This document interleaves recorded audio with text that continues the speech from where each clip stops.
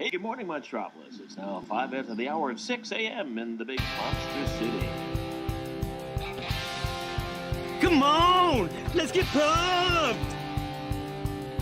I'm not drinking any fucking Merlot! What can I say? The camera loves me. Shall we begin? After you, Junior.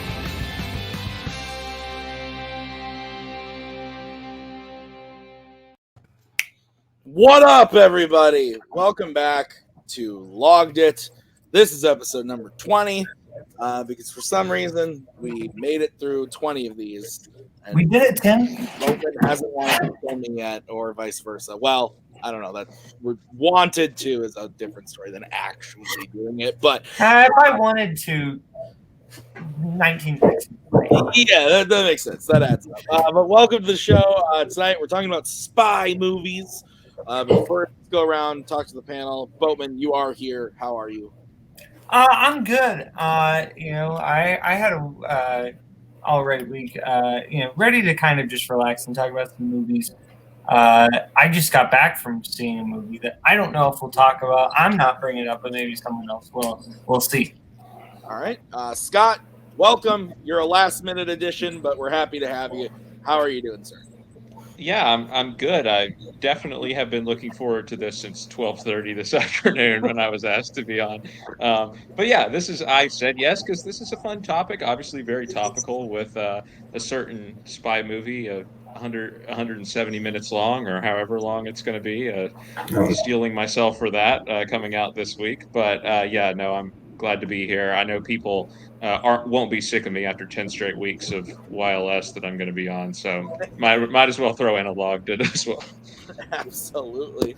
Jack, are you going to be excited tonight, or are you going to sit there all quiet? No, I'm going to be excited. I promised Boatman like a week ago that I would get enough sleep the night before. Whether or not I kept that promise is irrelevant, but I'm here and I'm happy. That's fair. All right. Well, like I said, we're going to talk about spy movies when we get to that part of the show. First, we're going to open up with what we do every week, our favorite movie that we logged this week. Boatman, why don't you start us off? I will start us off.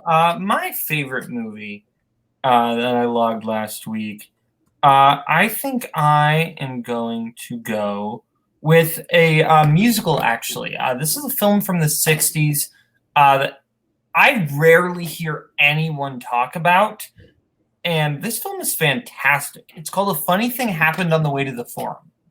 Like 3 people in our community have actually watched this movie, and that's a shame. This movie is so much fun. Like, if you're not a musicals person, I think you'll still have a really fun time because this is very much like a comedic, funny musical. Like, if you vibe with like the 60s comedy style, this is directed by Richard Lester, the guy who you might know him for the later Superman movies, but he did a lot of Hard Day's Night and a lot of the Beatles comedies, and he brings a really fun sense of humor to the movie. It's got a lot of like the comedy stars of the 60s. Buster Keaton is in this movie. Obviously, that's a silent era star, but he's in this movie and he's actually really funny. Phil Silvers is really funny in this movie, and Zero Mostel is the lead, and he is perfect. I love Zero Mostel in basically anything he shows up in. This movie is just so much fun. It's basically about a Greek slave who makes a deal with his young master that if he can get the master his girl, he gets his freedom. And it's basically just about how all of that spins out of control, and you have all these different houses and families, and basically the lies just keep getting told, and it gets crazy. It's super funny. I really enjoyed it. I have not seen this one, but I've heard of it. It also, I'm looking at Letterboxd right now. 3 other people have it logged. Zach Ford gave it a 3-star. Lucas gave it a 4.5, which is high. And then there's Brian Michaels gave it the good old half star. So What? So I'm going to take I'm gonna take Boatman's word on this one and assume that it's actually pretty good. But I haven't seen it. Scott, have you seen it? I haven't seen it. I have heard of it. It just seems like such a strange movie to have such a negative reaction to. Like, again, I don't know that much about it, but Have you met it seems a Brian? weird movie to give a half star. I have met Brian, so maybe not that weird. What about you, Jack? I have not seen it, but by Boatman's description, I'll add it to the watch list. Awesome. All right, Scott, what about you? Your favorite movie along this week? Okay, so I'm not going to talk about T10 because I don't want to spoil it for anyone, but Please everyone don't. should go. Well, not everyone should go see this movie. It's not for everyone. It is, without a doubt, the most bizarre movie I've ever seen, but I liked it a lot. So that's all I I'll have say. been told I should avoid it like the plague. You should not watch it, Boatman. You should I want to absolutely see not. it so bad. If it's the weirdest movie I've seen, you should definitely not watch it. But the movie I do want to talk about, the one that just hasn't really left my head the last couple of weeks, I watched it on HBO Max over a week ago, and I liked it so much that I decided to go back and watch it in theaters last week before it leaves.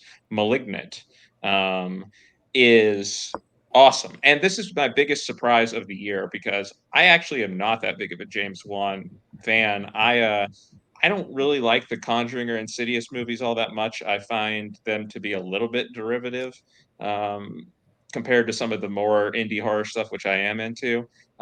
So I didn't even really pay this movie any attention when I saw the trailer. I was like, whatever, it looks like another James Wan, like, pretty basic horror movie. But they really did a good job of hiding the ball in the trailer because this movie is awesome. Like, and it is him unleashed. Like, it feels like they finally, he made this $1 billion superhero movie for his last movie, and they finally said, all right, you can do the one for you now, right? You've made the one for them, you can do the one for you now. And he just like took that and ran with it because everyone just talked about the third act being insane of the movie, and it is in the best possible way. I really like the first two acts of the movie as well. I think they're just kind of in my wheelhouse because it's more of like a procedural crime movie in a way. Like, you have these two detectives who are kind of padding around trying to figure out what's going on. It has like a sort of Law and Order CSI feel to it, which I enjoy. And the camera techniques are really, inventive. Like, there's a great overhead shot of Annabelle Wallace's character when she walks through the house at an early point when Gabriel comes to the house. But yeah, if you haven't checked out the movie yet, it's really awesome. It's definitely one of my favorites of the year. And, I wish I had seen it in theaters like the first week or so, because I imagine people were just losing it in the theater during that last act, because it does have that effect. So, but it's fun. It's crazy, and it's actually funny too. And James Wan, I think he realizes that it's funny, and they lean into that in some portion. So, highly recommend the movie. Yeah, we've actually talked about this a couple times on the show over the last few weeks because it's been such a thing. Queller brought it up negatively, I think 3-4 weeks ago, whatever the week it came out. And then Spence brought it up positively. So I've seen it now. I think I talked about it when Spence brought it up. I liked the movie. I didn't love it, but the twist is fucking nuts. And Scott's 100% right. It is very much okay, you've made the Conjuring movies. You made Aquaman. Here's the blank check movie. Yeah. Annabelle Wallace is great though. Honestly, like she's I said it last time, she doesn't get enough good roles because like The Mummy and Annabelle and all that shit sucks. But she's really good in this, and I can't speak highly enough about the last 30 minutes of this movie. I think is just awesome. So, Jack, have you gotten around to seeing this yet?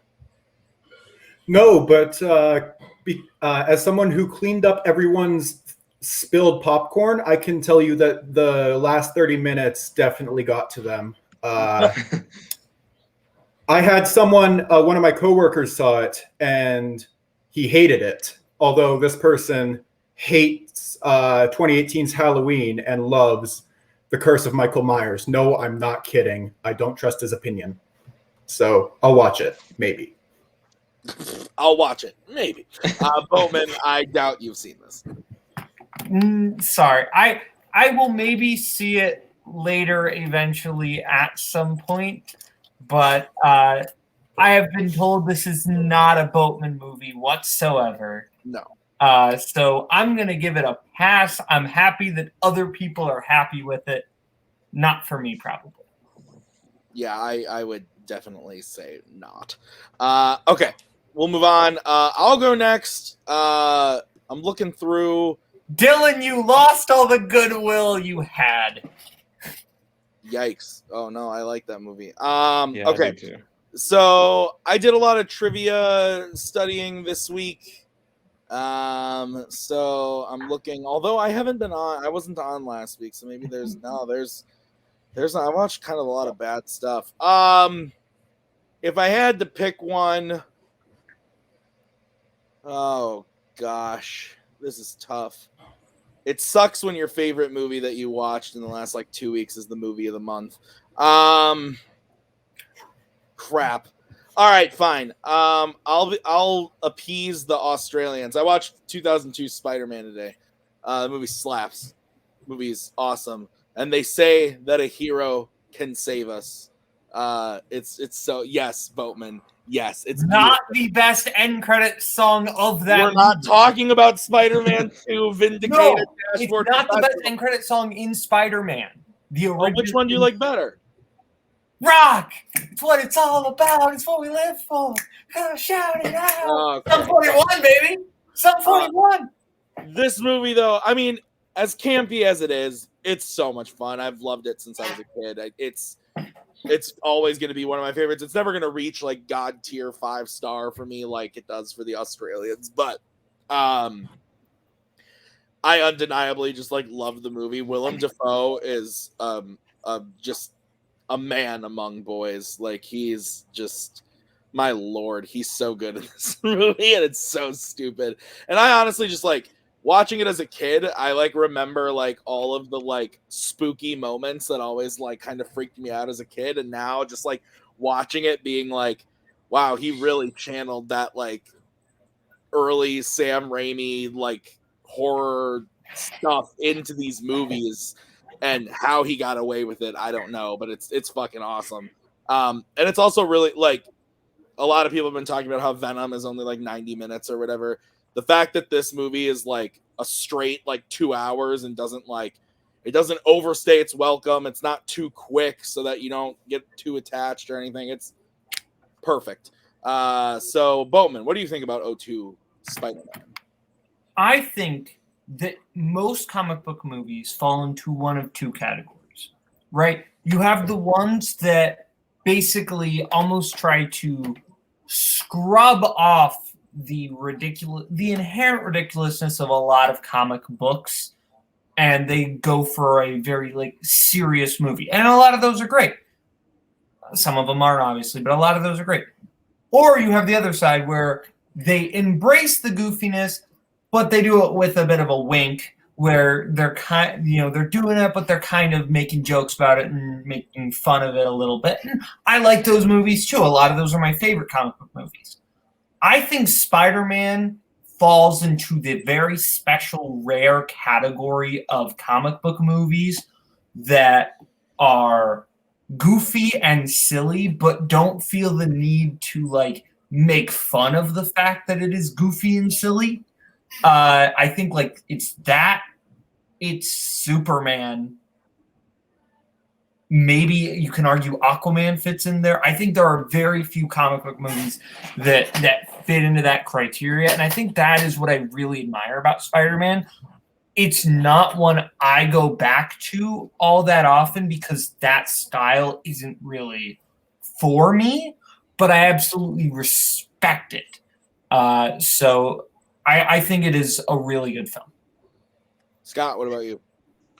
Yeah, I'm with the Australians on this one. I think this is an almost perfect comic book movie. I think the second one actually is perfect, but I mean the movie's fantastic. Yeah, I agree. The Sam Raimi touches, like the pumpkin bombs and stuff at the Unity Parade scene, are a lot of fun. I just like the sincerity of the whole thing. It really does feel very much like a comic book coming to life. And this movie and the second one have like amazing endings. And it's not like, again, thinking about it nowadays, like it's like the ending of all Marvel movies is like, oh, what's gonna come up in the next movie now or whatever. Whereas like this movie, it's just like he's just like the I'm Spider-Man, just like swinging through the city or whatever, just makes you like hell yeah, like you just want. And same thing with Go Get 'Em Tiger and the end of the second one. It's like you just walk out and you're like, yeah, that was a great movie, and not like, oh, isn't it crazy what's going to happen in the next 6 movies, which it is what it is. But I love Spider-Man and Spider-Man 2. What about you, Jack? So I haven't seen this movie in probably 3 or 4 years. My family actually rewatched the first 2 when we first moved into this house, and we were watching it. We're like, wow, that didn't hold up at all. And I'm like, I liked them. So no, I really like this movie. I think Willem Dafoe is fantastic as Norman Osborn. Can't really say too much negative about that part, but I mean, Tobey Maguire, man. I'm not a fan, but like, Don't you do it. He's not nearly as unbearable in this movie as he is in Spider-Man 3, which I hate with a burning passion. But no, overall, really good movie. I think I gave it 4 stars on Letterboxd, but I need to rewatch it soon. All right. Jack, we will stick with you. What is your favorite movie you logged this week? Cool. So for people that, unfortunately for them, follow my Letterboxd, they'll know that I really like this one French movie called Portrait of a Lady on Fire, which is great. And I just watched another one of the director's movies. I think I butcher her name. I think it's Celine Sciamma. I don't know. But it's called Water Lilies. And I was debating between this and Remember the Titans. And while I think Remember the Titans is probably better, people have talked about that. And I don't think anyone's talked about this movie on this or YLS. So yeah, I think it's a beautiful movie. I really like Celine Sciamma's movies, and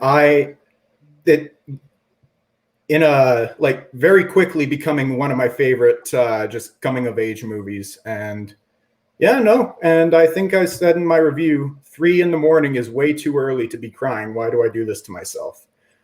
I don't know, but it's a great movie, and I think it's well worth a watch. Okay. I've never heard of this. I don't know what it's about because Jack didn't tell me. But Oh. I have seen Portrait of a Lady on Fire. Very much enjoy that movie. So he doesn't need to tell me what it's about. I'm interested already. Scott, you seem like the type of person who would have seen this. I have heard of it. I haven't seen it actually. I have to say, Jack's got to be the first person ever to compare Water Lilies and Remember the Titans. Like, I'm pretty sure no one has probably ever put those 2 films up against each other before. But fair, I like it. It's eclectic taste. But I have to confess that Portrait of a Lady on Fire is not a movie that I have finished yet. I know that seems surprising for me, and I still think I would love the movie, but the day whenever it was when I started it, I just wasn't feeling it. I was like it was moving a little slowly for me. But I do think if I gave it a second chance that I would, probably like it a lot. So I have to make that embarrassing confession, but yeah, That's totally I haven't seen this one. I don't think Boatman's seen it either. Boatman? No, of course. I haven't even watched Portrait of a Lady on Fire yet. No, I haven't watched it. No, I haven't. I have nothing against it, but have you met me? No, I'm good. Okay. All right, we'll move on to our least favorite movie that we logged this week. Boatman, kick us off. Least favorite movie watched this week. I'm also going with a musical. Oh, I know. A less good musical. A musical that won an Oscar for its lead actor. For some reason, I'm going with The King and I. The King and I has one good song and a whole lot of 1950s racism. I mean, look, I'm not gonna touch or say anything about that. I will say it's a movie that I felt very uncomfortable watching in a lot of moments. Least of which being that Yul Brynner is not Asian. And it is very uncomfortable to watch him play this character. I think, yeah, exactly. And when you're not cringing, you're kind of just super bored. Like, that's the problem, is that this movie just kind of jumps between ooh and okay, well, what is actually happening? I just found it to be quite a bad movie. To me, the only saving grace was actually, I think, Deborah Kerr and Rita Moreno were both very good. I have to go away for a second. So Boatman, I've never seen The King and I. Scott, Jack, have either of you seen The King and I? Of course not. It's 2 hours and 13 minutes, it looks like. I don't think I want to touch this based on how you've described it. It looks pretty rough. No, I don't recommend. So we'll just keep it going. Jack, we'll go to you. What was your least favorite movie you logged this week? I didn't watch a movie this week that I hated. I mean, I gave this movie 3.5 stars. It's Dear Evan Hansen. Not where I expected you to bring this up. Go ahead. It's fine. I really like Caitlin Dever, one of the two. And Amy Adams. I think they give great performances. Requiem made me cry a little bit. I'm not gonna lie. And Words Fail. I mean, I had listened to that song a dozen or more times before the movie because my friends really like that musical. But no, it's fine. Ben Platt looks like 30 years old, but that's okay. I mean, all the kids in Spider-Man looked 30 years old at that high school. So true. But once again, Caitlin Dever, great. And Amy Adams, is also great. So yeah, I can't say too much bad about. I get at people's issues with the movie, but once again, I just didn't hate it nearly as much as them, I guess. So yeah, that's fair. Scott, go ahead, buddy. Amy Adams, boy, she's made some choices recently, has she? I will say she actually is good in this movie. Whereas, some of the other ones, like Hillbilly Elegy, I thought she was actively bad in that movie, but that was rough. Look, I'm not going to say too much. I think people have probably seen my Letterboxd review at this point. You can kind of go there for all my thoughts. I'm sorry if you were bothered by the review. I just kind of gave my thoughts in the moment, right? I just kind of typed how I was feeling in the moment, and how I was feeling in the moment was not very good, and I still don't feel very good about it. I think there's a lot of problematic things in the movie that, I don't know, hit me in a personal way that caused me to have an even stronger negative reaction than I normally would. But it's just my opinion. If you guys, a lot of people around here seem to like it, and so that's great. I'm glad that you guys were able to get enjoyment out of it. I certainly don't begrudge anyone for that. We have differences of opinion. It happens. That's why we like talking about movies. But yeah, I came out on the other end of the spectrum with this one. Sorry to say. You know that meme of the flower where it's the flower's angry and then in the next moment the flower's happy?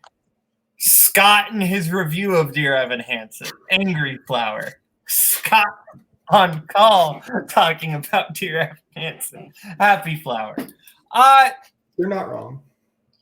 Like most giant polarizing movies, I am squarely in the middle of this one. I completely get why people despise it. I think there are things that are really bad about the movie, not just bad, awful. I think that the whole "if I could tell her" sequence is terrible in so many ways. It feels inept, to be honest. I think Chbosky just was the wrong choice to direct this movie, like in general. I don't think he feels comfortable shooting musical numbers because they all feel really stilted and awkward, with the exception of Sincerely Me, which is great. Sincerely Me is the only time it felt like he was actually making a musical. That being said, I think there were so many things that were really, really good about this movie. Julianne Moore, we haven't talked about. I thought Julianne Moore was fantastic in this movie. Her song So Big, So Small is great. I also, while I understand people's problems with the plot, obviously no spoilers, I have some exceptions to those, and I also just really like the way this movie portrays social anxiety in a lot of aspects. I think specifically with the opening scene, I thought I really liked that scene. I liked it when I saw the stage version. So yeah, I liked this movie more than I didn't, but I hated some things about it, and I loved some things about it. Who brought up this movie that I already know what we're talking about? Jack. As his least favorite. Okay. Was there anything else I missed before Dear Evan Hansen? We talked about The King and I. Now this. Okay. Yeah, I saw this the day it came out with Maggie. I liked it. I have this weird thing where like I work with Kaleb Koho on a weekly basis, and he screams in my ear that this is the second best musical ever made. And so I had a lot of expectations going into it. I saw the stage show, thought it was fine. I didn't hate it. I didn't love it. And that's kind of how I feel about the movie. I think I like the movie a little bit more than the stage show, only because I like movies a lot. And so putting it in the scope of a movie just kind of helps me with the story and everything. I got over the Ben Platt being an old man pretty quickly, to be completely honest. And I thought Caitlin Dever, right? Yes. I thought she was really good in the movie. So I definitely liked it. I didn't love it though. I would watch it again, but I don't have any like strong desire to be like, hey, let's all go see Dear Evan Hansen. So yeah, that's my take. Fair. All right. So now we move to Scott. Yeah, I haven't watched anything really bad, fortunately, in the last few weeks, but I played a trivia match, which some of you all will get to see soon, against a gentleman named Robert Kastner, and we had to give each other a film. And Robert is a fine gentleman, but I was not a huge fan of the film that he gave me. It's called The Exorcism of Emily Rose, and it's an early 2000s horror. Well, I thought it was going to be more of a horror movie, but it's actually more of a courtroom drama, which is interesting. But it's based on a true story about a priest who basically gets put on trial for murder after a girl who he gave an exorcism to died. And basically they're saying he advised her to stop the medical care that would have kept her alive in favor of religious a religious remedy basically for her condition. And yeah, I mean, the movie, it's an interesting setup, right? Like, I think the movie has an interesting story, but it doesn't really explore the themes as deeply as I would have liked. I think one of the reasons too is that they just go really over the top with the demonic possession stuff. Like, Jennifer Carpenter plays the girl in flashbacks, and like, goodness, she just dials it up to a 15 out of 10, like in the scenes where she is possessed by the demon. And it's just a lot. Like, it's hard for you to come down on the side of the people who are arguing like, oh, medical care would have stopped all, because it's like you see what's going on, you're like, something beyond the realm of human possibility is wrong with this girl right now. And so I think it kind of like muddies the interesting debate at the center of the movie. I actually think the courtroom scenes are not that bad. I think they're fairly accurately portrayed. At one point, Campbell Scott does object to a witness's testimony on the grounds of silliness, which I thought was an interesting objection to make. And Laura Linney, who plays the main lawyer, she's good in the movie, but it's just kind of boring. It's I don't know. It just kind of doesn't really go the places that I was hoping it would go, and then just has like these jarring jump scare, demonic possession sequences just kind of thrown in there amidst all the courtroom drama. So it's a weird hybrid, and it didn't really work for me.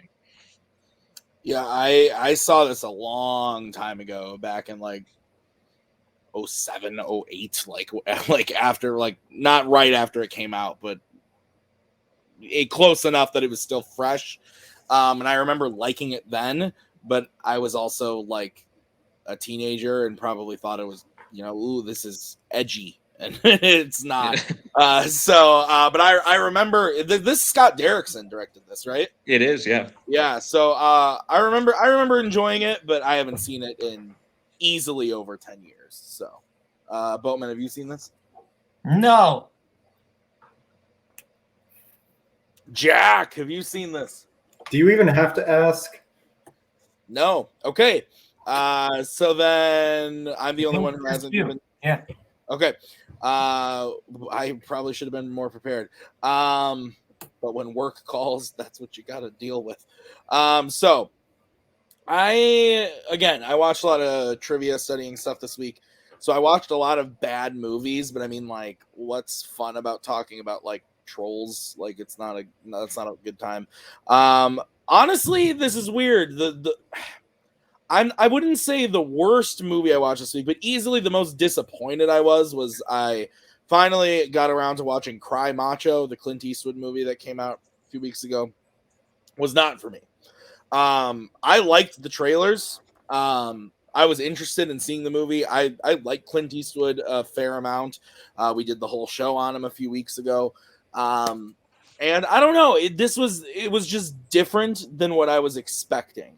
And I don't really know what I was expecting. There are moments that were sweet that I enjoyed, and on the whole, there's really no bad performances, or it looks good, it sounds good, but it just did nothing for me. Like it started, it happened, it ended. I said okay, and I went on with my life. And I was just kind of expecting not a grand masterpiece or anything, but I was expecting to at least be mildly entertained, and I was not at all. So I don't know. Take that for what you will. Boatman, did you get around to seeing this one yet? No, I have not seen it yet. Scott, what about you? I did see it. I like it all right. I do think his last two movies were better, Richard Jewell and The Mule. I did like those a little bit more. But yeah, the movie starts off really rough. And I do think that Dwight Yoakam's performance, like, I usually like Dwight Yoakam, but yeah, it was a little rough. And like there's just like a really stilted feel to the dialogue in these early scenes. My friend and I, who I went to see the movie with, we were looking at each other like, what's going on, like in the first 20 minutes of this. But then it really evened out for me in the middle section, and it's like it has a nice sort of plotless feel to it once they get to this like sort of small town, and they're just like sort of meeting the people, and just sort of, vibes are happening. I do think weirdly it has a lot of similarities with Stillwater, a movie that I liked a lot more than this one. But yeah, I mean, I think the movie is still solid. I think I gave it 3 stars. I stand by that. I think some of the parts at the end too, where he sort of reflects on his own legacy as like, how he made his name on playing these macho characters, and you can sense him sort of like reflecting on that in the movie, and sort of the conflicting feelings maybe he has about the way he made his name, and whether there's still a place in the world for that type of, portrayal, that type of character. That's interesting, although not explored with a lot of nuance because it's Eastwood. But the movie's all right. I think it's fine. Jack, did you see this? Clint Eastwood's last few movies have been, I see the trailer, I get so excited for the movie, and then I don't see it. I haven't seen The Mule. I haven't seen Richard Jewell. I was excited for both those. And I haven't seen this. It makes me sad because I really want to see those movies, but I just haven't. So you should watch Richard Jewell because Sam Rockwell's in it. Good. Sam Rockwell is our greatest actor. And that's all right. And that's a winner for me with Boatman. On that note, we move on to what movie did we add to our watch list that we are most excited about. I can go first on this one. I'm going to bring up the movie that he said, or that Scott said earlier. I thought it was Titan. What is it? Titan. That's the French pronunciation, I think. Yeah. I know nothing about this movie, but I saw one YouTube advertisement that said this movie will blow your mind. You can't be ready for it. Blah blah blah. And I like weird shit like that. And I saw the poster at the theater. It's playing in a theater that's pretty far from me. And I wanted to go see it tomorrow since I had the day off, but spoiler alert, or not spoiler alert, more plug for tomorrow. We're doing a Fandom announcement tomorrow during the day, and so now I can't go see this movie, but I want to see it really bad, so I added it to the watch list. Boatman, what did you add? I added a Robert De Niro film called The Last Tycoon. It's based on an F. Scott Fitzgerald novel. I know literally nothing about the plot, but De Niro's in it, so yeah, I like De Niro. Scott, what about you?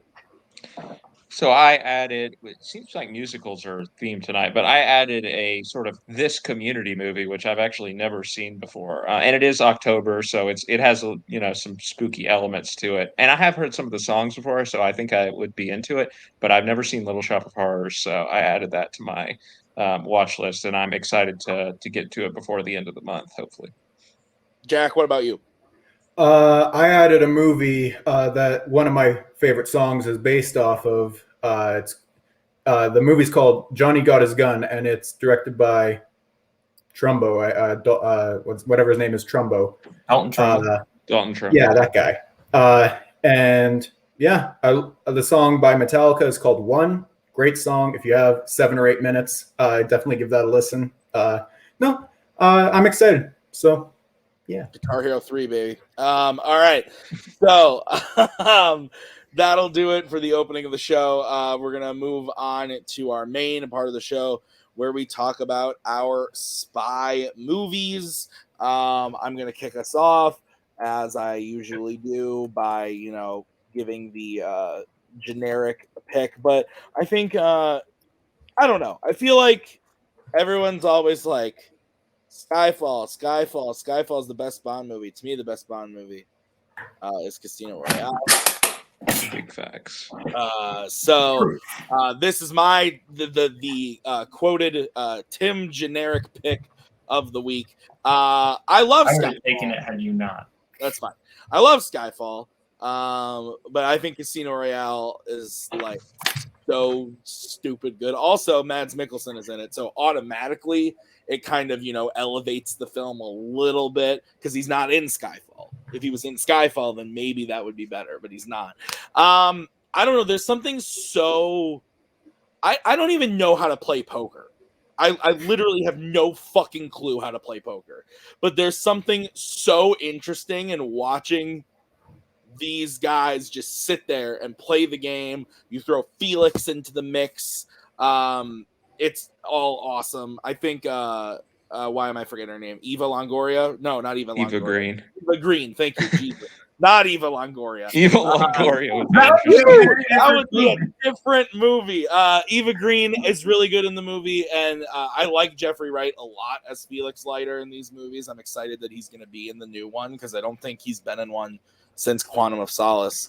So I'm looking forward to him coming back. And honestly, you don't even get to the casino stuff until like halfway through the movie. All the lead up stuff is really cool. The opening is awesome. When he goes to the airport to stop the plane, it's awesome. That whole chase is really, really great. It's also the only 007 film where Bond gets sat down and just like beat to shit in the balls, and that scene is so fucking wild. I think the movie is just absolutely incredible. It's my favorite Bond movie. Skyfall is really good, but yeah, no, I fucking love Casino Royale. Boatman, you said you were going to pick this, so you must like it.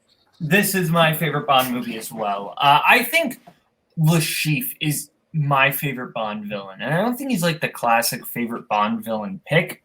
But what I love about Le Chiffre is there are so little movies that do this, where the villain's goal is not like world domination or I want to like just rob banks or whatever. Like that's so many Bond villains. Their motivation is something silly or it's revenge or whatever.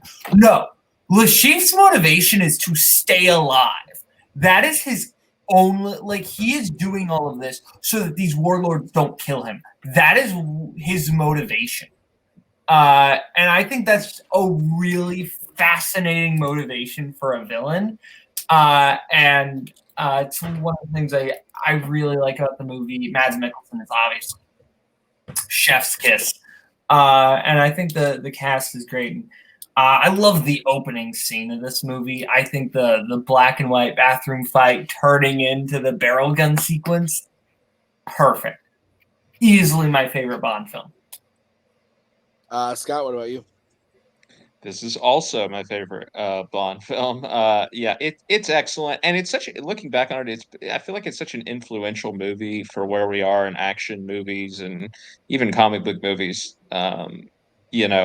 Today, because it took something that the Bond franchise that was known for being a little campy and tongue in cheek at times, and turned it into something much more serious, gritty. All those things that Daniel Craig has brought to the franchise. I think there are pros and cons to the influence that the movie has had. I think there's definitely some pros in like taking all of this seriously, and that the action is great. The movie's just well crafted, and yeah, it has the best Bond girl easily for me with Vesper. Like this is one of the only relationships between Bond and one of the Bond girls where that has actual emotional stakes to it. So that's nice to see. I will say I do think that although Mads Mikkelsen is always good, my whole thing about the character, and it's kind of more about what happens in the future movies, is just like the whole like wealthy financier as like a villain just does not get my blood pumping, right? And we see it again in the next movie, and by the time we get to Spectre, it's like, oh, guess what? Like this organization of wealthy financiers, turns out it's all part of a bigger organization of wealthy, and it's just like, okay, whatever. And it's one of the reasons why I think that a lot of blockbusters today do kind of have a villain problem, because they try to make the villains a little bit more grounded.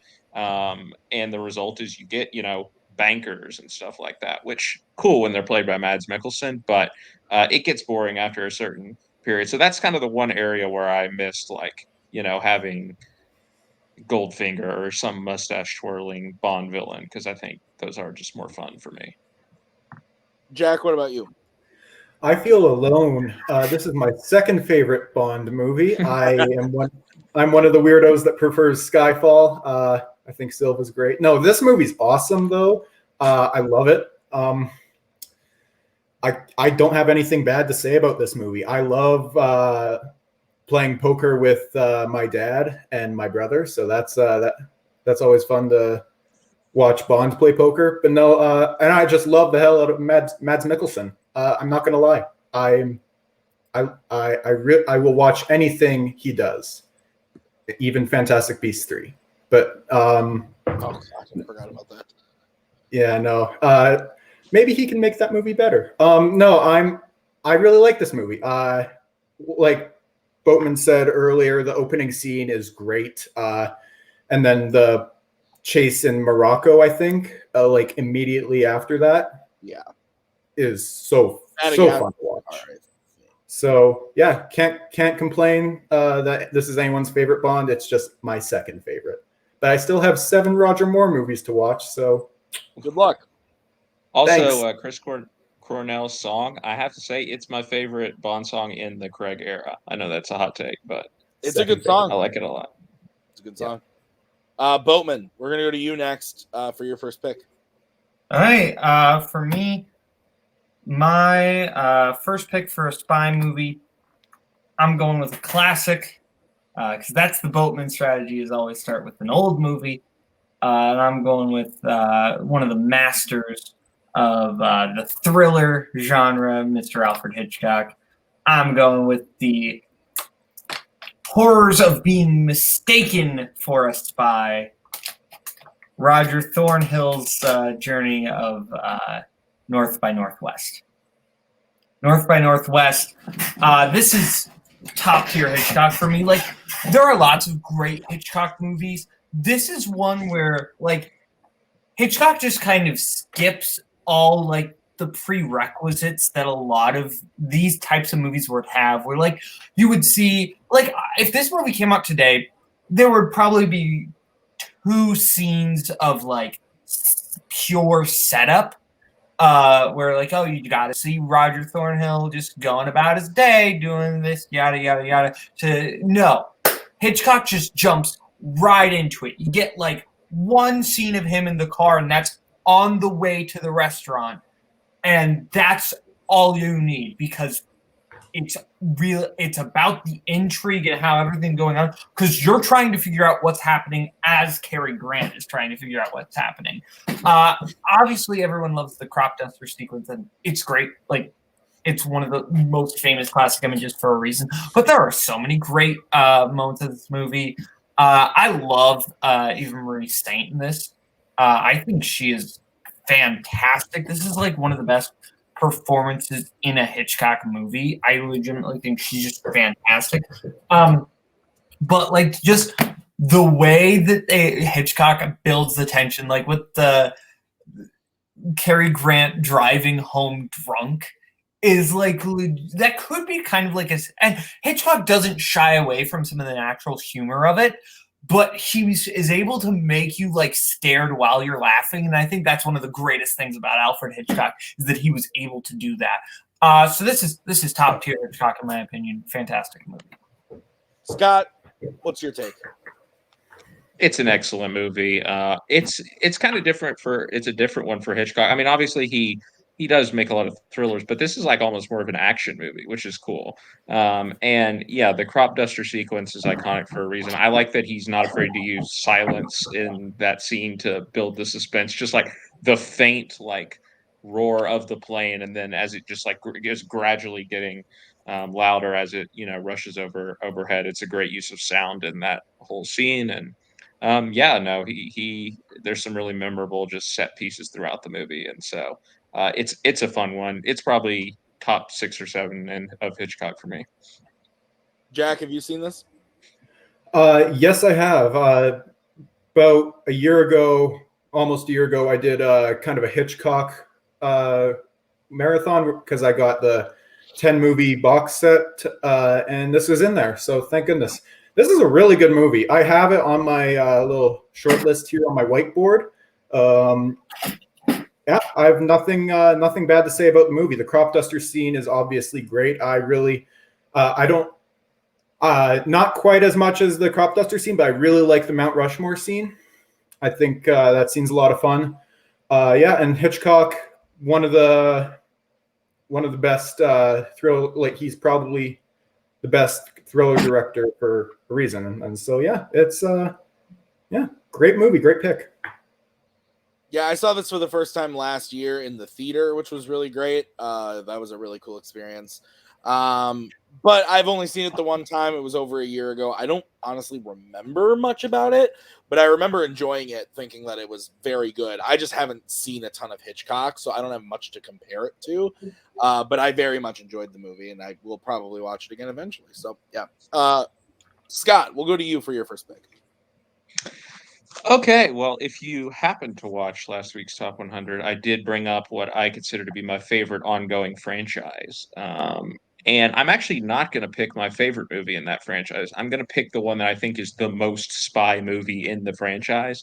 And so I'm going to go with 1996's Mission Impossible. Nice. Yeah, the original movie directed by Brian De Palma. Yeah, it's, like I said, it's the most spy feeling. There are still like some of the set pieces that show what the franchise would become, but the big set piece of the movie is, again, talk about using silence. I mean, they use it incredibly well in the Langley heist. I mean, it's possibly still the best set piece in all of the Mission Impossible movies. It's definitely up there. And yeah, I mean, De Palma, again, he's known for borrowing from Hitchcock. I'm sure he did some of that in that sequence, and throughout the movie. I mean, I like the opening sort of heist stuff. Poor Emilio Estevez getting it in the elevator is always. It's funny for some reason. Back in the day, I used to mix up the elevator scenes in this movie and Speed, because Speed also has that elevator scene at the beginning of the movie. And for some reason, whenever I'd watch Speed, I always thought that Jeff Daniels died in the opening scene. And I was remembering Emilio Estevez dying in Mission Impossible. But the movie is great. I mean, it introduces us to Tom Cruise as Ethan Hunt, and Luther as well. Great to see Ving Rhames, who's been there from the beginning, because I think what I love about the franchise is the way that they just keep building on that foundation with adding compelling new characters, and it feels more like a family that I can get engaged with than the Fast and Furious movies do. But the movie's really good. I don't know that I have too much more to say, except Brian De Palma, I think he adds a lot of style to the movie. I can't remember if there's any split diopter shots in the movie, but I'm sure there are because it's Brian De Palma. But it's a unique franchise movie, and it's not a surprise that it was hard to get this off the ground. And actually, after Mission Impossible 2, they almost ended the franchise altogether. J.J. Abrams had to come bring it back in, but I like seeing the more espionage centered stuff still, even when it pops up in the later Mission Impossible movies, because I think it's true to what Mission Impossible was, from what I understand about the TV series. And also, it's just nice to see Tom Cruise not in mortal danger for once. He's still doing some dangerous stuff, but he's not hanging from the sides of planes and off the side of cliffs and stuff like that. So that's nice, because we must protect our Lord and Savior Tom Cruise. I 100% agree with that statement. Jack, your take on the first Mission Impossible? I just did a Mission Impossible full rewatch for a match that I think just came out this weekend. And I've got to say, I love all of the movies except 2. Hate that one. No, I don't hate it, but I don't like it. This movie's a lot of fun. I really like the Langley heist. I think that's easily top 3 set pieces in the franchise. I think I might take Burj Khalifa, the Burj Khalifa, and probably the helicopter chase over it. But I really like this movie, a lot. And yeah, I once again have nothing bad to say about it. So great pick. I would have expected you to take the one you took on the top 100, though. But hey, which one you had to mix it up? Top 100, Scott. I took Rogue Nation. That's my favorite out of all of them. So. Okay, well, that's positive, because Rogue Nation is the best one. I was gonna stay away from Mission Impossible, so I'm glad someone brought it up. I think I've had Mission Impossible on 2 separate lists before, and we weren't even talking about spy movies. So I really like these movies. The first one is very, very good. It's not my favorite of the bunch, but I get why you picked it for this list. That makes a lot of sense. I agree. We must protect Tom Cruise at all costs. When he broke his ankle last time, I was very, very worried. So we got to keep him safe on 8, because I think we made it through 7 with no injuries. But yeah, no, I'm looking forward to the future movies. I love the whole franchise. I think this one, as a kid, I didn't like it as much, but now I like it a lot more, having seen more of De Palma's movies, and just not being, like I said earlier, a teenager who just wanted stuff blowing up all the time. This movie's really, really cool, and like everybody else has said so far, the heist scene is so fucking good. It's so good.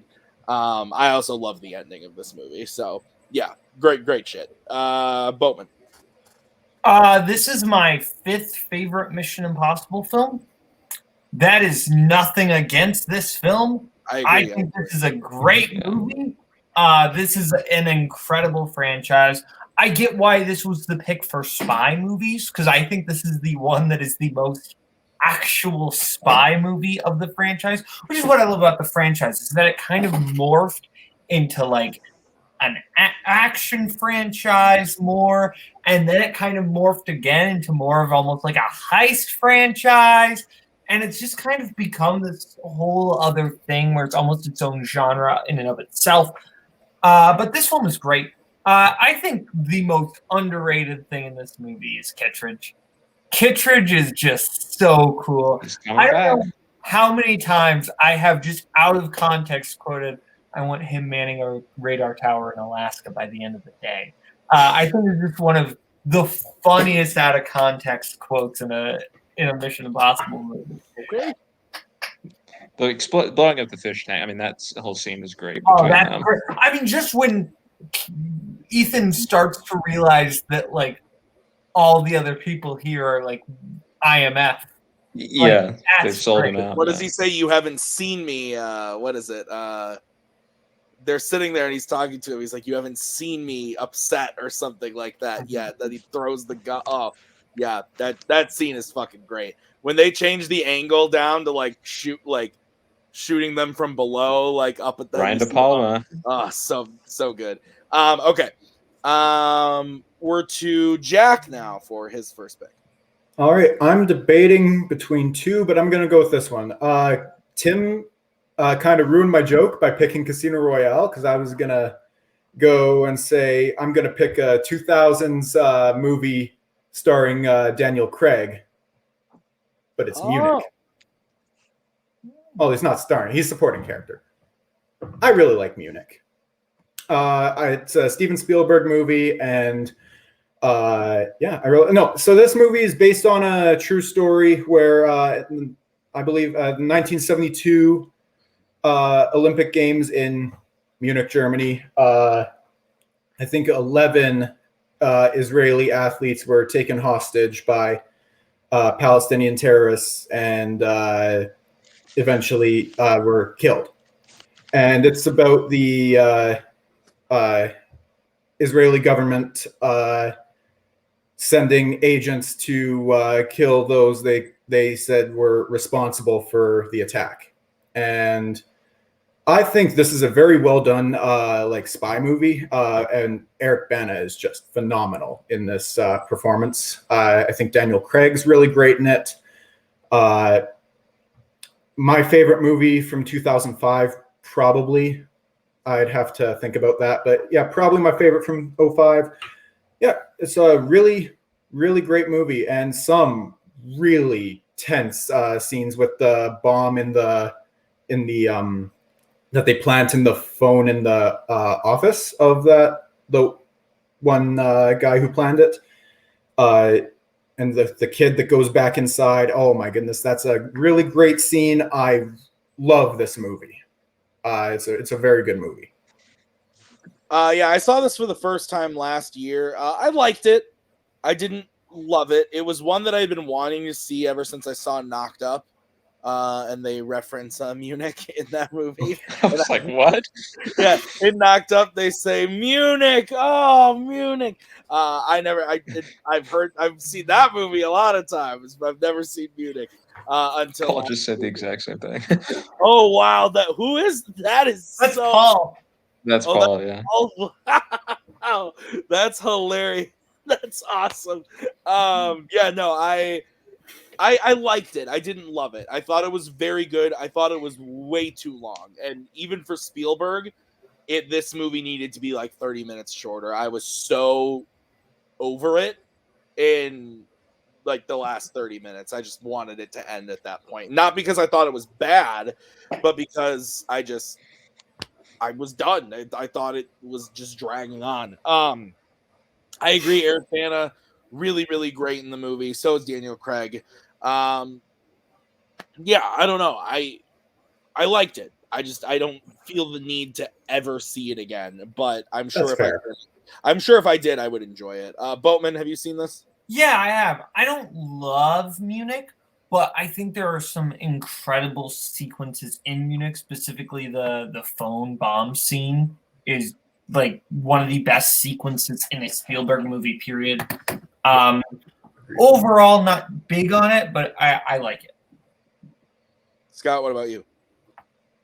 Yeah, I've heard about the one part from this movie, but I Yeah, I haven't actually seen it. I do think I would like it quite a lot. The story I find interesting. I mean, the real life story I found very interesting. And look, Spielberg exploring his Jewish heritage created one of my favorite movies of all time with Schindler's List. So I think that I would probably enjoy it if I got around to it. You know what? I'll add it to my watch list right now. Why not? There you go. Yeah, there we Boom. go. All right, I'll go next. I believe it was Paul then already spoiled my joke. I was going to do the whole lead into Cars 2, but I won't do that now. I'm going to pick one that I believe I've talked about on the show, but I like advocating for this movie because I think this movie is really great, and I feel like it gets shit on a little bit for some reason. I don't know. I love it. It's the Best Picture winner from 2012, Argo. I love this movie. This is my favorite Ben Affleck movie that he's directed.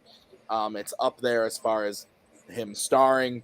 I think this movie is just so great. It has so many emotions in it. It's funny. It has one of the most tense sequences that I've ever seen in a movie. I will never forget being in the theater watching this for the first time and just like gripping my seat the whole ending. I mean, I didn't know too much about the true story going into it. Afterwards, I did a ton of research about it. But I just think overall the movie is really excellently made. I think Affleck is great. John Goodman is awesome. Alan Arkin is really funny and awesome in the movie. Bryan Cranston is super underrated in this thing, and it's one of those movies where it just ends and you just kind of give one of the you just kind of like Scott was saying when you left Spider-Man 2 go get him Tiger, and you were just like, yeah, that's what this movie does. It ends and you're just like happy as like, man, like that was such a great movie. And I feel like I remember watching this win the Best Picture Oscar and being like so happy because I loved it, but just like shocked that it won.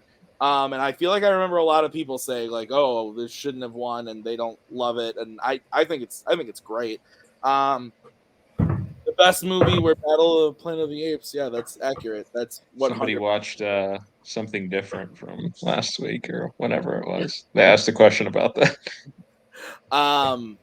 But yeah, no, I really love this movie. I think it's absolutely fantastic. So I also think it's like a crime that he wasn't even nominated for the Best Director Oscar for this movie. That blows my mind because he was winning a bunch of them if I remember correctly, and then he didn't even get nominated for this. So yeah, I love this movie. Boatman, what about you? I don't love Argo like you do, or there are some people who just love Argo. I like Argo. It is a movie I've only seen once. I liked it. I had a good reaction.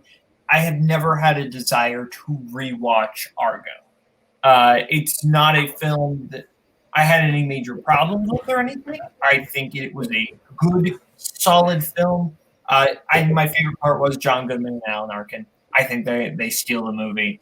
But overall, it's just not one I really had any interest to come back to. All right. Scott, what about you? I was just looking up who else was nominated for Best Director. Ben Zeitlin was nominated. Remember that guy? We need Zach Ford to be here with some Was windy that like takes, for I guess. Amor or something? Beasts of the Southern Wild. Oh, Michael Haneke was also nominated for Amor, but anyway, Argo I like a lot. I think it's a good movie. The performance that always stands out for me is actually Scoot McNairy. This was the first time I ever saw him in a movie, and he's like one of the hostages. And he instantly grabs you like, who is this guy? And yeah, the other thing that I remember, I haven't seen it in a long time, but remember striking me about it was the humor of it, that they are able to get some levity out of this really tense situation. Was a good thing. And I don't know, I always enjoy these sorts of movies where there's a crazy story that somehow people just haven't heard about before. And it's really just sort of shedding light on that and, being educational in a way. So it's a good one. I still like The Town more if we're talking Ben Affleck directorial efforts, but I like it. Jack, what about you? I haven't seen The Town, but I have seen this, and my goodness, I really like this movie. I kind of slipped my mind when I was thinking of movies for this, but great pick. I watched this with my brother, and both of us were like white knuckles the entire last 30 minutes of the movie. Like when they're calling from the airport to the fake studio, and you're wondering whether or not they're going to get to the phone in time. Like, we're just sitting there like, oh my goodness, please, please, please. And Alan Arkin is just great in this movie. I have said Argo fuck yourself way too many times out of context, but I really, I love this movie. I really like Ben Affleck in it, and I too think it was pretty much almost a crime that he wasn't nominated for Best Director.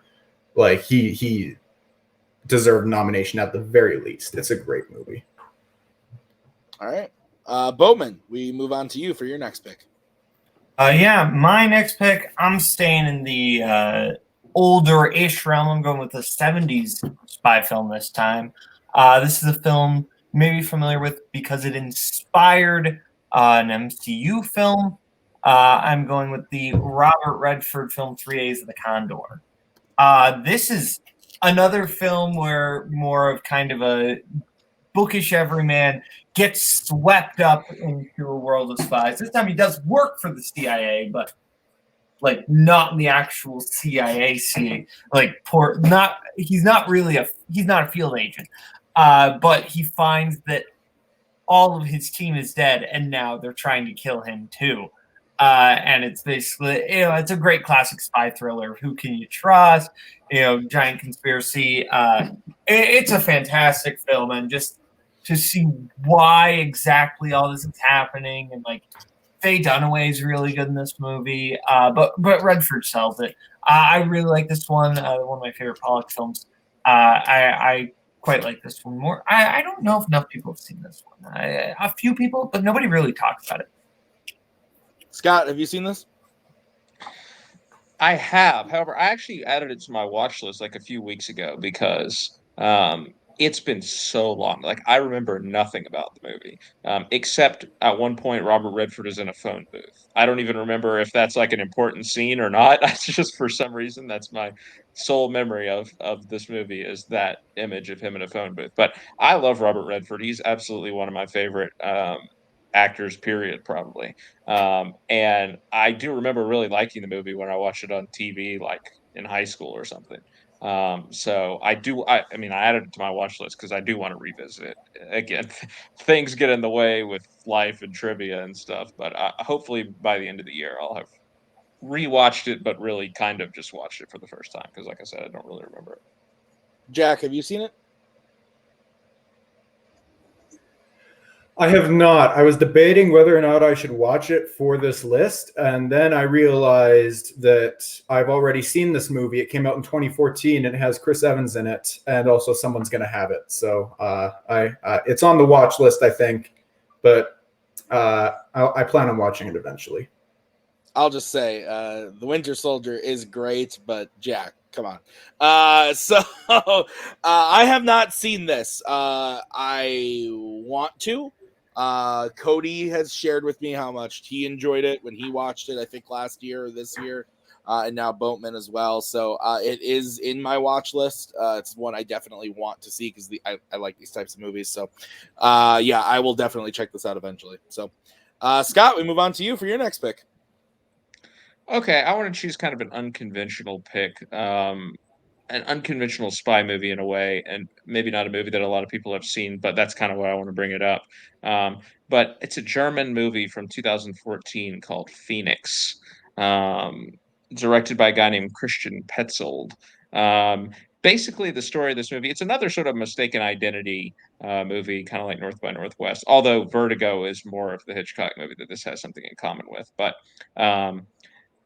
the story is that this woman, Nellie, is a Jewish woman who was in a concentration camp during World War II. She gets out, and she has been permanently disfigured, and she's like basically had facial reconstruction surgery, so she doesn't even look like who she was previously.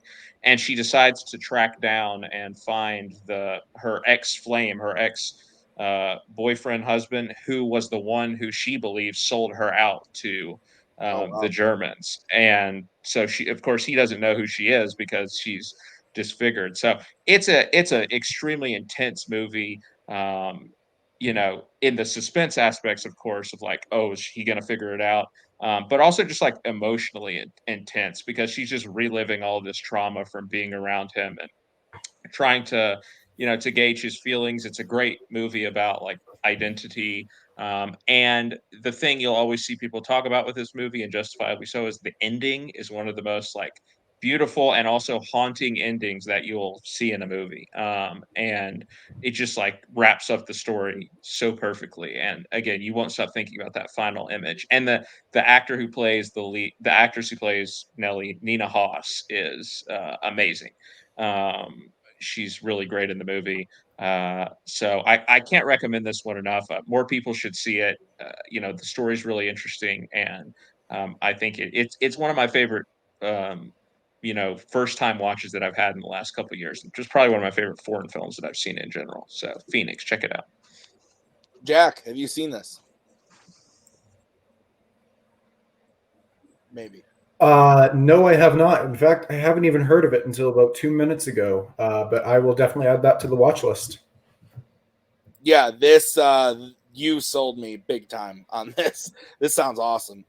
So I will definitely be adding this to the watch list. Boatman, by some chance, have you seen it? I have not, but it sounds really interesting, and I want to now.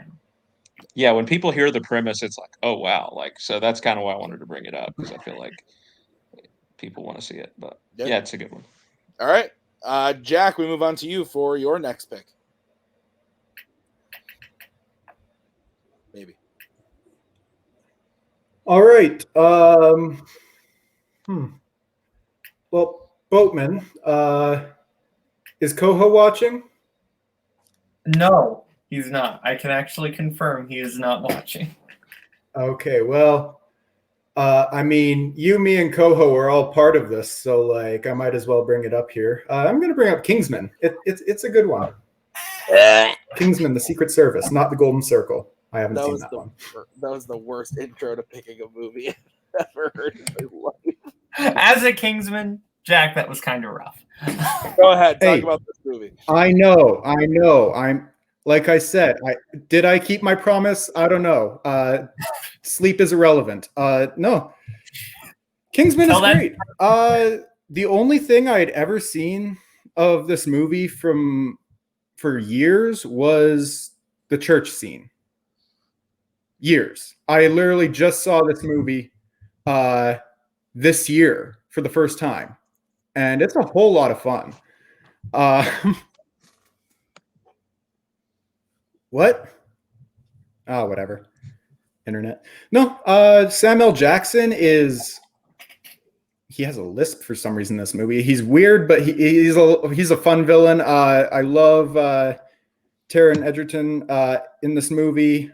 I was shocked at one part in the movie because I thought that Colin Firth was in the sequel, but I don't know if he is anymore. But no, it's a great movie. I really like it. It's a whole lot of fun. Once again, sleep is irrelevant. This movie's great. I remember seeing this and being super don't need surprised. sleep. Sleep is fun.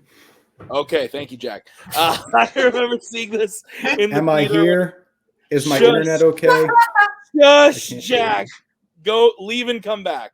Okay, so when I saw this at the theater, it was really shocking. I remember being super surprised and thinking that the movie was awesome. I didn't watch any of the trailers. I just went and saw the movie, and it was a blast.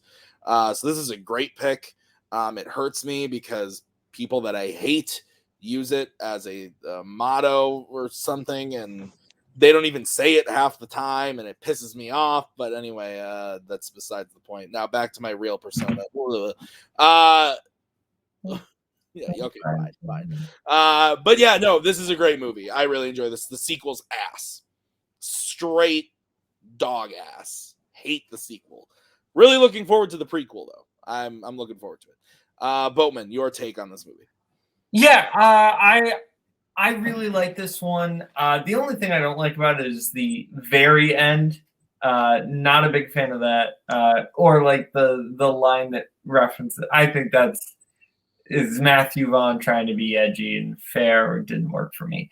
But most of the film works. It is just a very fun kind of spy satire while also being a legitimately good spy movie. I think that just the world of the Kingsman is so cool and so interesting, and I love how it works. And Valentine is great film. Scott, what about you?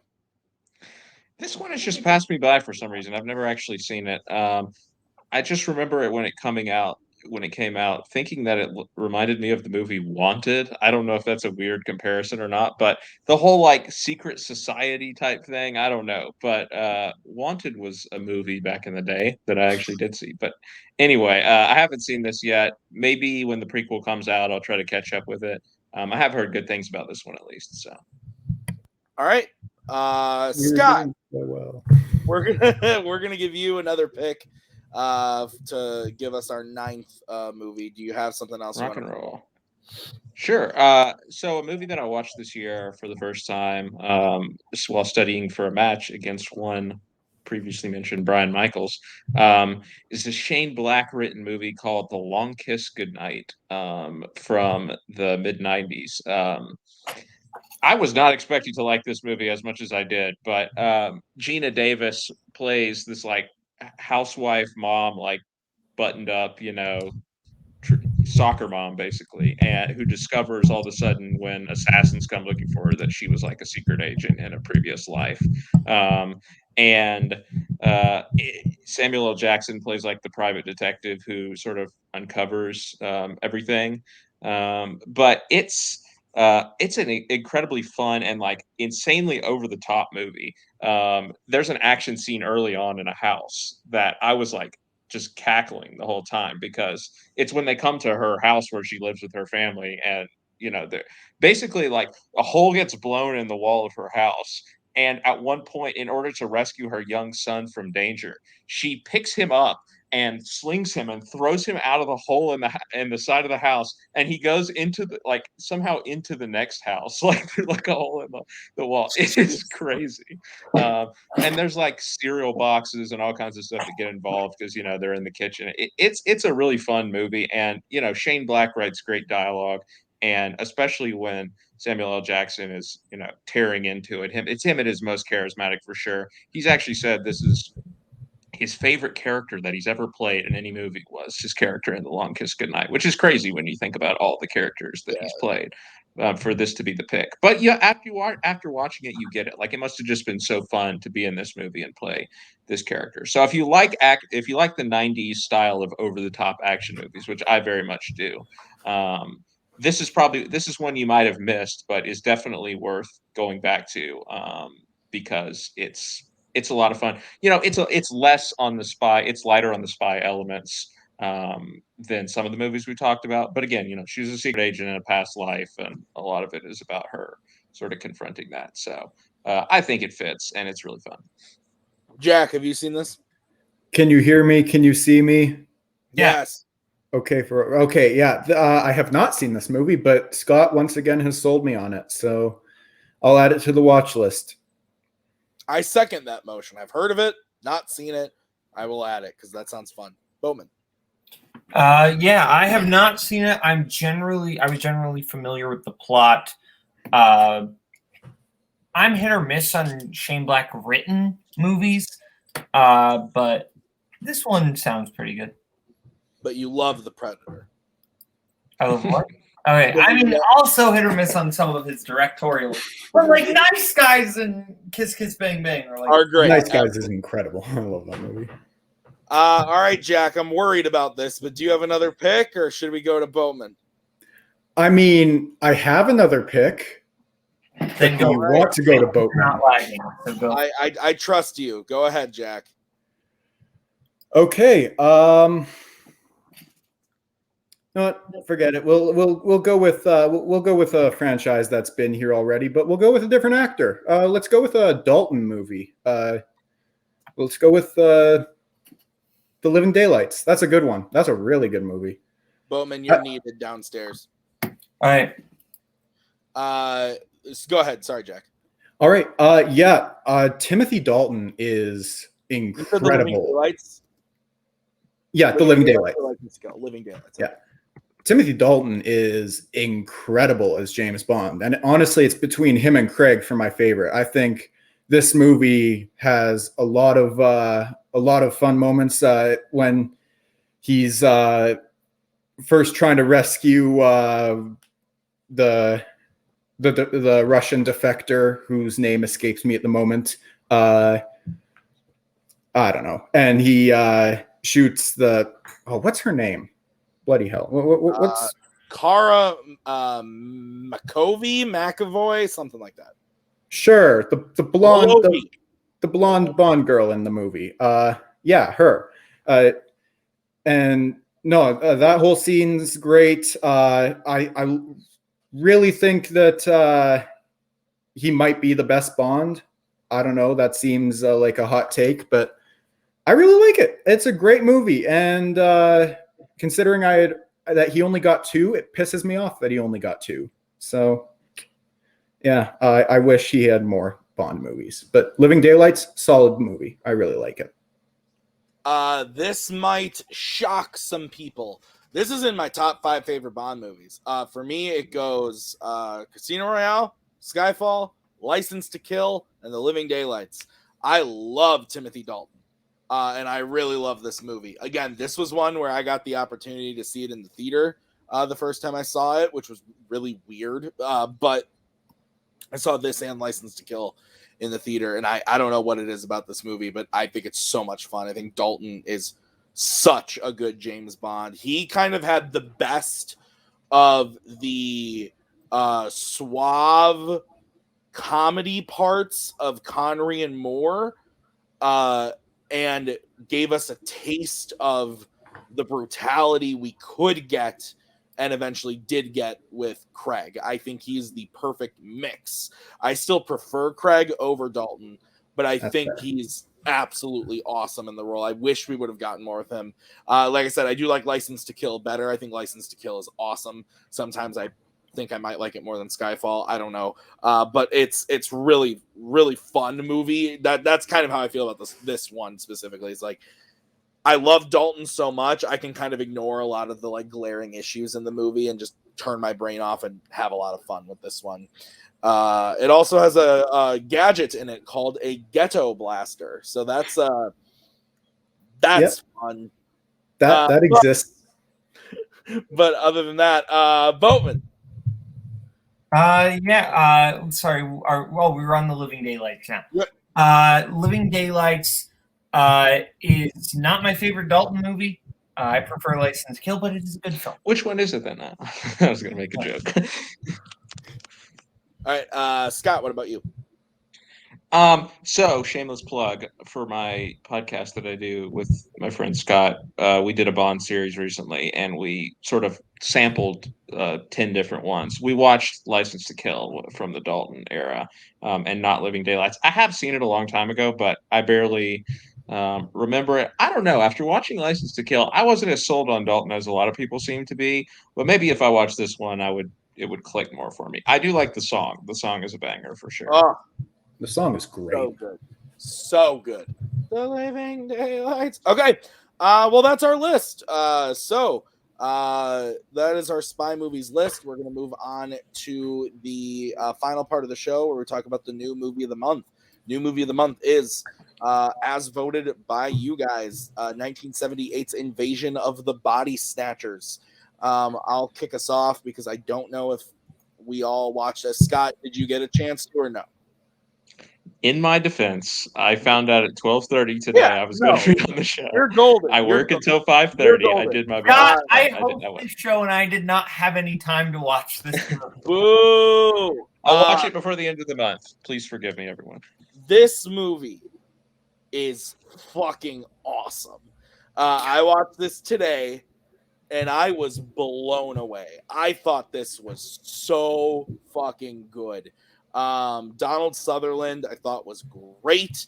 Leonard Nimoy, had no idea he was in this thing, and he is awesome. Jeff Goldblum is here. I can't remember her name, but the lead actress is really, really good as well. I kind of knew the general idea of the movie, that people were replaced or whatever, and but I didn't realize that they were like these basically like alien plants that come to Earth and like take over people.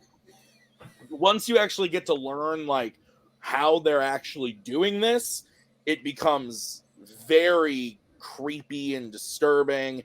There's one sequence in particular where the main character falls asleep like in a chair that I was like freaking out. And also, I don't want to give it away because Boatman, you've never seen this, right? I have not. I will watch it for next week. Well, that's what I'm saying. I don't want to spoil it, but I was genuinely like affected by the end of this movie. Genuinely, like the end of this movie happened, the credits rolled, and I was seriously like had chills and was kind of freaking out a little bit. That doesn't happen to me all too often. I gave it a 4 out of 5, but I genuinely think on rewatch, I kind of want to watch it with Maggie because she's all about the spookiness in October.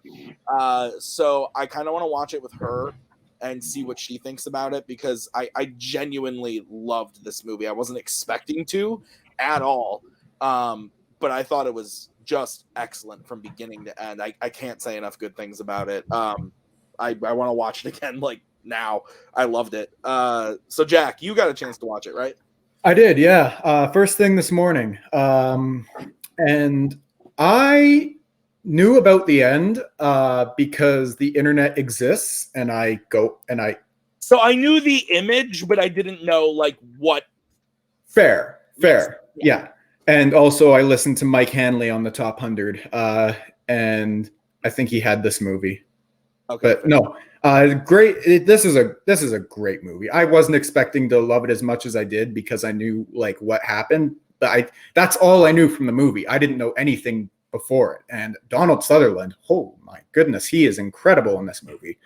I really like him in this movie. And Jeff Goldblum's great. He's there, like you said earlier. And I had no idea that Leonard Nimoy was in this movie. And he showed up, and I was like, oh, okay.